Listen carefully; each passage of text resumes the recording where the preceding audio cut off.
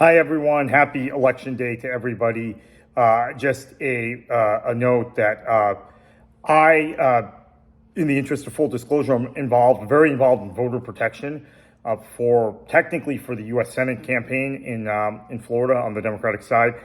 But in reality, because of the lack of presidential presence in this state, presidential targeting of this state this year, in reality, that's kind of the top line race. So covering everything in terms of voter protection. So there are not going to be as many videos or updates today as maybe I would have hoped. Obviously, after 7 p.m. Eastern, there will be.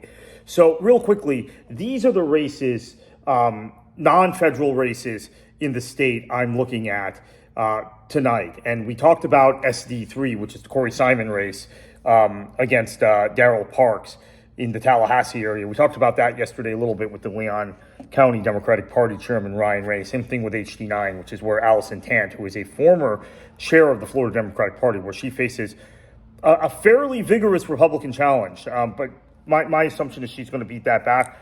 So we are going to keep that in the blue column. I think that's going to stay. That's going to hold. This could go either way. Tom Keene, who won a surprising special election victory in January of this year, is in a seat that leans Democratic, but the Republicans had taken in 2022 in Central Florida. I think that holds. Susan Placencia, that is a marginal seat for the Republicans. The Democrats have a very good chance of picking this up. This could go either way. HD38, also in Central Florida. I like the Democratic candidate, Sarah Henry. This seat could flip. So could HD45 with the scandal-plagued Carolina amnesty. Lindsey Cross in St. Pete, expecting the Democrats to hold that seat. Now comes the difficult ones. Miami-Dade County, let's jump ahead to District 113. That is where Vicky Lopez, who is in all sorts of ethical trouble, the Republican incumbent, faces Jackie Kellogg, who, by the way, as a website, the Florida Squeeze has endorsed, one of the few endorsements we've made this campaign cycle. Unfortunately, I think this race is going to be tough for the Democrats because that particular district, even though it's a district Democrats have carried at the national level, includes Brickell and the financial district of Miami, which is part of the kind of greater downtown Miami area, as well as the Rhodes neighborhood, which has typically been a kind of a more Republican neighborhood, and part of Coconut Grove. That district is also where the crypto bros, who are so heavily invested in Donald Trump, basically have their kind of U.S. epicenter.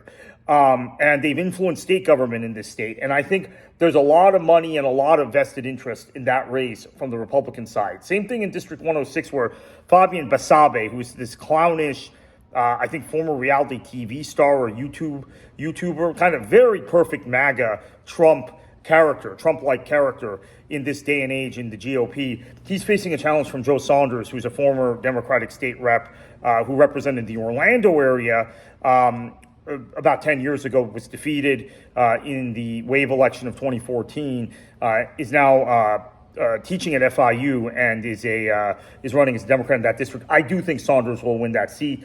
HD91, this is one I'm keeping an eye on. That's in Boca Raton. Gossett, she won last time. She's a former sports journalist. She's not a very deep thinker. That's a seat that Biden carried by 4 points in 2020. Any sort of good Democratic turnout there, that seat should flip. Now, here's why that seat may not flip.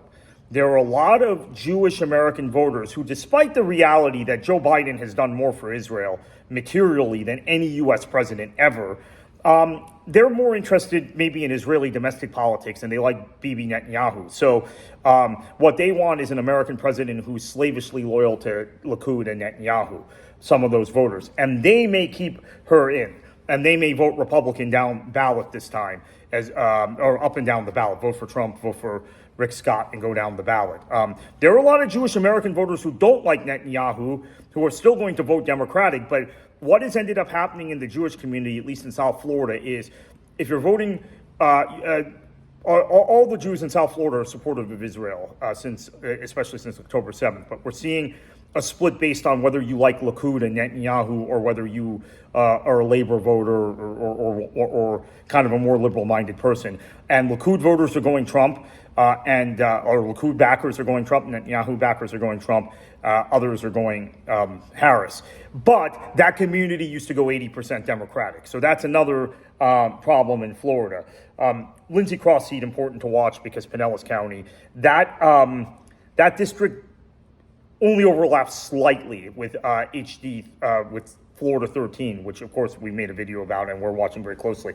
Now, here's two other races. Hillsborough State Attorney race, that's where Andrew Warren, who was removed by Ron DeSantis for ideological reasons, not for any sort of real ethical reasons. That's where he's running to get his old seat back. And then I want to make a special mention of this race. This is an important race where friend of our publication, J.C. Planas, a former Republican state representative who is now a Democrat, who switched parties since he left the state legislature. He's seeking to become Miami-Dade's first elected supervisor of elections. It's the first time they've had a supervisor of elections election there.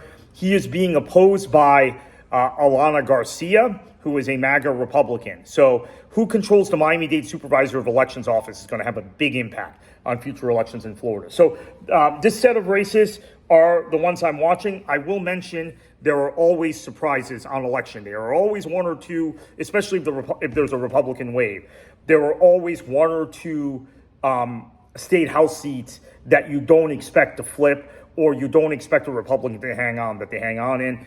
2012 was the flip side of this, when in 2012, the Democrats didn't have very much money for state house campaigns, and there were a number of seats because Obama overperformed in the state, and Bill Nelson won by a big margin in the U.S. Senate race, that there were 4 or 5 Florida House seats that hadn't been targeted by the Democrats and hadn't gotten any kind of resources from House Victory, the House Victory Fund on the Democratic side, that almost flipped. That the Democrat got to 48 or 49, but just couldn't get above 50.